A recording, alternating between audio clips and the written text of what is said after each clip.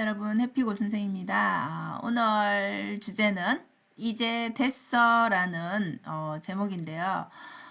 이 영상을 보고 좀 마음이 짠했습니다. 그래서 여러분들은 이 평소의 생활과 자녀에 대해서 어떤 마음가짐으로 생활하는지 한번 돌아보시면 좋을 것 같습니다.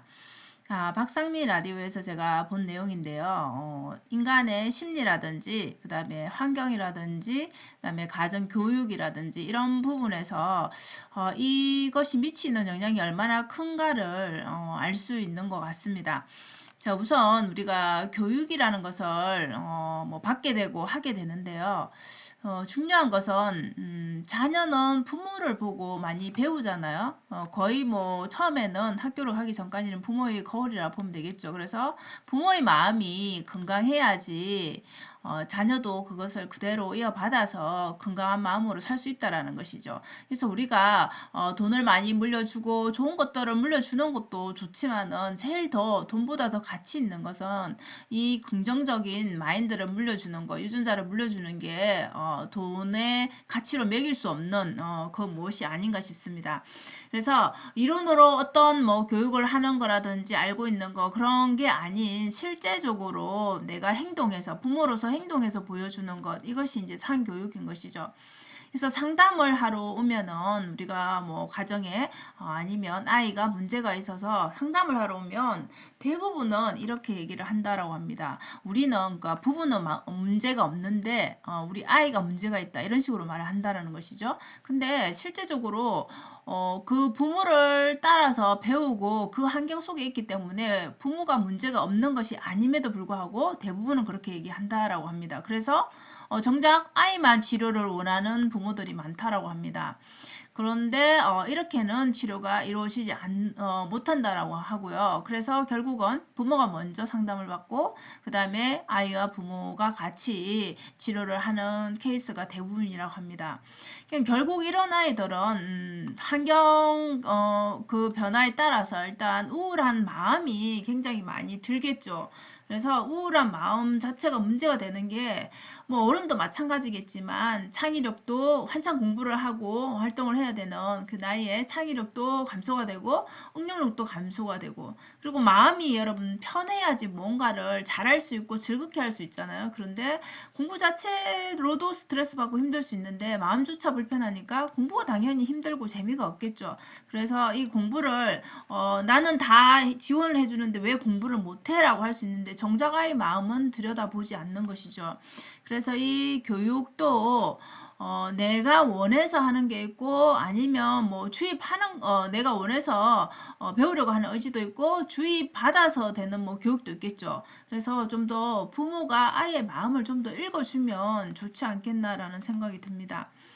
이건 실제 상담을 하면서 이 선생님이 항상 예시를 드는 게 있다라고 해요. 좋은 예시는 아니지만 5년 전에 실제적으로 있었던 사례라고 합니다. 그 외국어 고등학교에 다니는 학생이었는데 항상 2등을 했다라고 합니다. 예, 2등을 하니까 어때요? 1등이라는 그 목표가 또 아무래도 생기게 되고 부모님들도 바라게 되겠죠. 그래서 그 과정은 정확하게 모르겠지만 일단 그렇게 2등만 하던 친구가 결국은 1등을 하는 상황이 벌어졌다라고 합니다.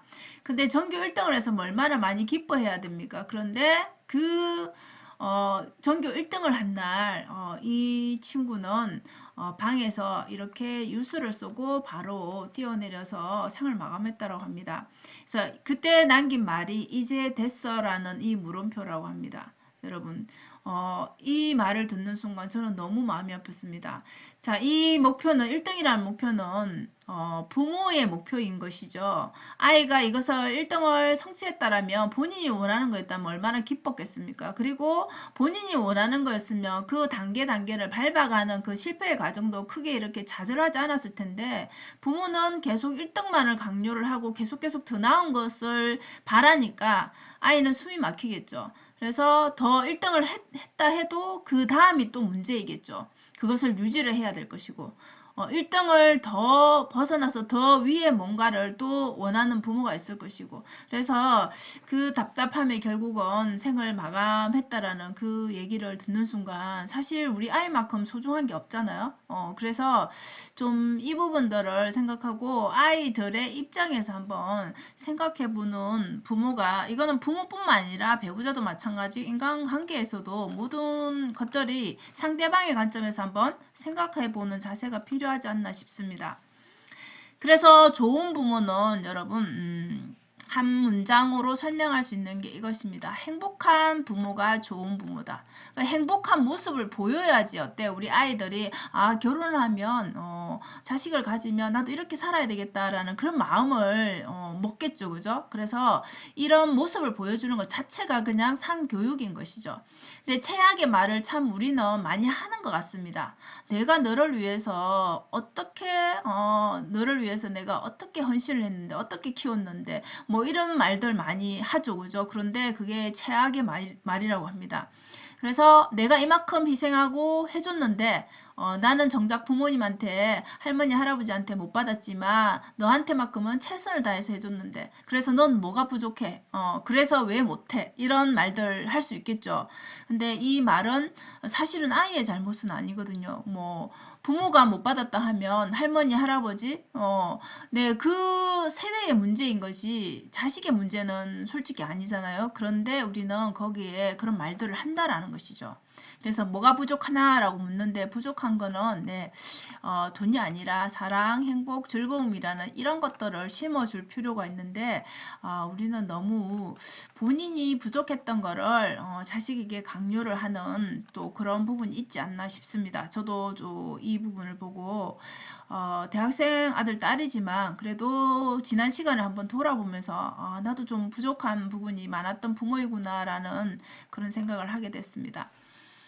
자, 뭐 부모 자식 누구가 더 중요하고 누구가 더 잘해야 된다 이런 것보다 서로의 관점을 좀 더 바꿔서 이해를 해주면 좋지 않을까 싶습니다. 그래서 내 생각만 강요하지 말고 부모도 마찬가지, 자식도 마찬가지 그 중간 지점에서 서로 이해하고 협력을 해야 되는 존재가 아닌가 싶습니다.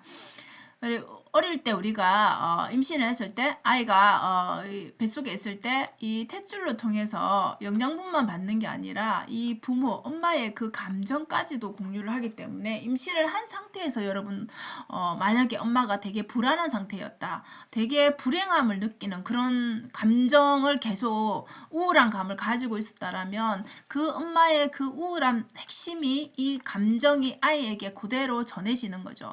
그래서 아이는 그 우울함에 익숙하게 돼버리는 것이죠.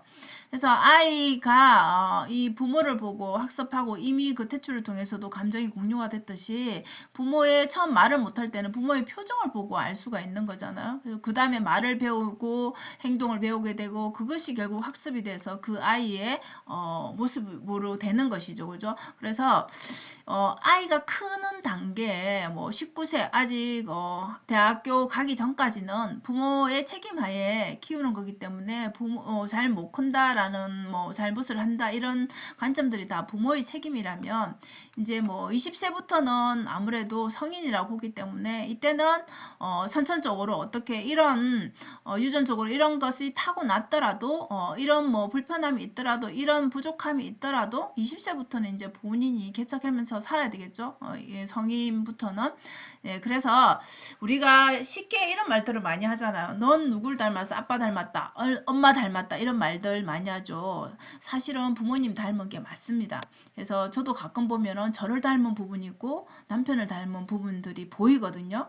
그래서 이 유런이라는 곳에 저장을 하기 때문에 그런 모습들을 결국은 우리는 거울 보면 우리의 모습이 보이잖아요. 그죠? 자녀들이 그렇게 부모를 보고 따라할 수밖에 없기 때문에 부모의 행동이 얼마나 중요한가를 알 수가 있습니다. 그래서 마지막으로 여러분 자식에게 너무 기대하니까 결국 내 인생을 모두 다 걸어서 희생해서 살게 되니까 또 바라게 되잖아요. 그죠? 그래서 자식에게 너무 희생하지 말라라는 거.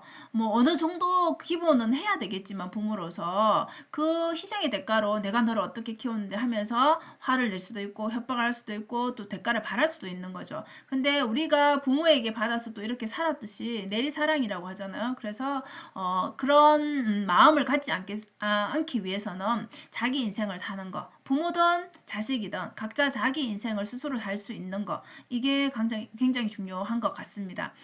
그래서 모든 아까 거울 반응이라고 하죠. 그죠? 인간관계뿐만 아니라 모든 것을 부모로부터 배우기 때문에 부모의 행동이 얼마나 중요한가를 알 수가 있습니다. 그래서 좀 긍정적이고 행복한 유전자를 물려주는 거 10억 가치보다 더 중요하다는 것입니다. 그래서 오늘은 한 문장으로 우리가 행복한 모습을 보이면 부모가 행복한 모습을 보이면 우리 자녀도 충분히 자존감 높은 행복한 아이로 자랄 수 있다는 것이죠.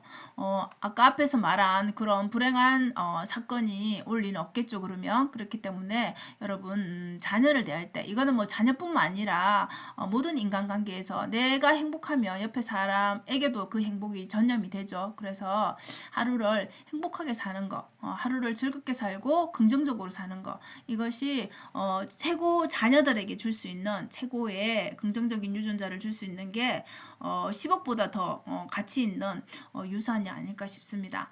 자, 그래서 오늘은 이렇게 자녀들이 좀 잘 자라는 집이라 할까요? 잘 되는 집들을 보면은 이런 자녀 교육이 우선 되지 않았나 그런 관점에서 한번 영상을 찍어봤습니다. 자, 오늘도 영상 시청해 주셔서 감사합니다. 여러분 오늘도 행복한 하루 되세요. 감사합니다.